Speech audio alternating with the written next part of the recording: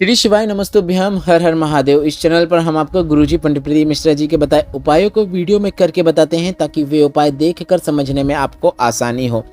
उसी श्रृंखला में 21 जुलाई का दिन बहुत विशेष है, बहुत अच्छे सहयोग बन रहे हैं। सावन का सोमवार है और साथ में एकादशी की तिथि है, कामिका एकादशी की तिथि है और इस दिन आपको गुरुजी पंडित प्रदीप मिश्रा जी के बताए इस महासहयोग के कौन से विशेष उपाय करना है, उन उपायों की जानकारी आपको इस वीडियो के माध्यम से मिलने वाली है। साथ ही साथ चावल इस दिन अर्पित कर सकते हैं या नहीं कर सकते हैं, कई लोगों का प्रश्न था, उस प्रश्न का उत्तर भी आपको इस वीडियो में मिलने वाला है। इसलिए आप यह वीडियो अंत तक देखें। सभी उपाय हम आपको वीडियो के माध्यम से समझाने का प्रयास करेंगे ताकि आपकी जो भी कामना है वह इस सावन की पूर्ण होते होते ही पूर्ण हो जाए, क्योंकि इस वीडियो में 2 से 3 ऐसे उपाय हैं जो कि मनोकामना पूर्ति उपाय हैं, जिससे आप अपनी किसी भी प्रकार की मनोकामना को पूर्ण करने के लिए आप वह उपाय कर सकते हैं।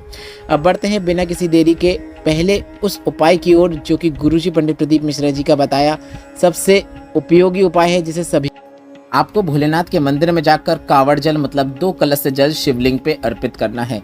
भोलेनाथ के मंदिर में आपको इस सावन के प्रत्येक सोमवार में कावड़ जल जरूर अर्पित करना है। 2 कलश का जल सीधे शिवलिंग पर अर्पित करें। श्री शिवाय नमस्तुभ्यम, नमः शिवाय या फिर ओम नमः शिवाय बोलते हुए आप जल अर्पित कर सकते हैं। यह सावन सोमवार का सबसे अच्छा मनोकामना पूर्ति उपाय है, जिसे आप अपने घर पर या अपने घर के नज़दीक में जो भोलेनाथ का मंदिर है वहाँ पर जाकर आप यह उपाय कर सकते हैं।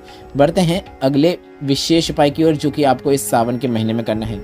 आपको एक प्रयास करना है, शाम के समय प्रदोष काल में भोलेनाथ के मंदिर में पहुंचना है और वहां पर जाकर भोलेनाथ के शिवलिंग का आपको श्रृंगार करना है।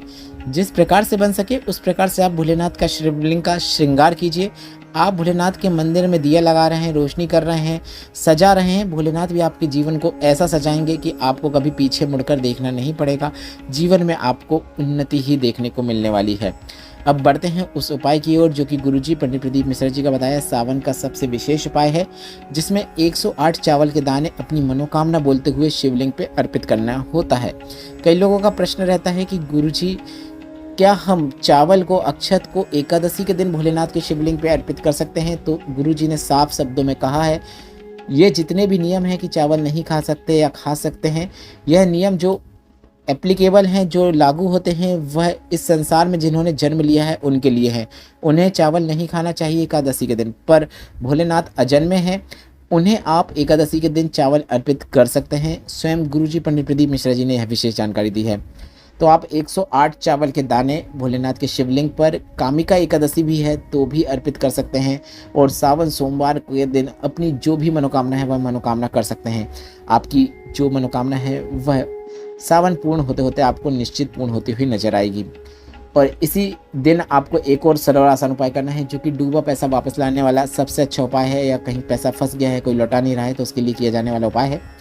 आपको 5 बेलपत्र, 5 कनेर के पुष्प, 5 दूर्वा और 5 काले तिल भोलेनाथ के शिवलिंग पर श्री शिवाय नमस्तुभ्यम बोलते हुए नमः शिवाय या फिर ओम नमः शिवाय, जो मंत्र आपको ठीक लगे वह मंत्र बोलते हुए अर्पित कर देना है।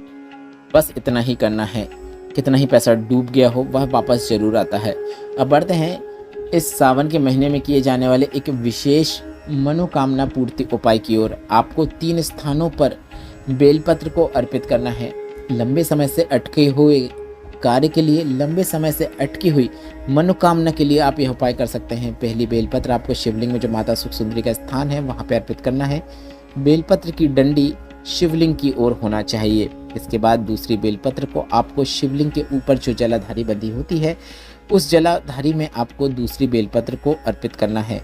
दूसरी बेलपत्र को आप चाहो तो जलाधारी के अंदर डाल सकते हैं, पर ज़्यादा मात्रा में बेलपत्र जब जलाधारी में डाल दी जाती हैं ऐसे में जलाधारी का पानी रुक जाता है, जिसके कारण असुविधा देखने को मिलती है। तो आप जलाधारी जो है उसमें भी चिपका देंगे तो भी चलेगा। अगर ऊपर जलाधारी बंधी नहीं है तो आप शंकर भगवान की 5 बेटियां जया, विषहरा, शामली वाली, 2 तली देव, इनका नाम लेते हुए आप शिवलिंग पर उस जो दूसरी बेलपत्र है जिसे ऊपर जलाधारी पे हमने चिपकाया है उसे आप शिवलिंग पर इस स्थान पर आप अर्पित कर सकते हैं। इस प्रकार से भी आप यह उपाय कर सकते हैं। तीसरी और अंतिम बेलपत्र शिवलिंग का जो कटी भाग होता है, माता पार्वती का हस्तकमल होता है, वहाँ पे आपको अर्पित कर देना है। बस इतना ही करना है। इसके बाद आप अपनी जो भी अटका हुआ कार्य है वह भोलेनाथ से बोल सकते हैं, माता पार्वती से बोल सकते हैं। आपका वह अटका कार्य निश्चित पूर्ण होता है। आपको अपने उस क्षेत्र में जिसमें आप सफलता प्राप्त करना चाहते हैं उसमें आपको सफलता निश्चित प्राप्त होती है। मनोकामना पूर्ति के लिए भी आप यह उपाय कर सकते हैं। बढ़ते हैं सावन के महीने में किए जाने वाले अगले विशेष मनोकामना पूर्ति उपाय की ओर। गुरुजी पंडित प्रदीप मिश्रा जी का सोमवार के दिन किया जाने वाला सबसे अच्छा मनोकामना पूर्ति उपाय 5 बेलपत्र को 5 स्थानों पर अर्पित करके थोड़ा थोड़ा जल अर्पित करने वाला उपाय है। उपाय कैसे करना है आप वीडियो में भी देखकर समझ सकते हैं।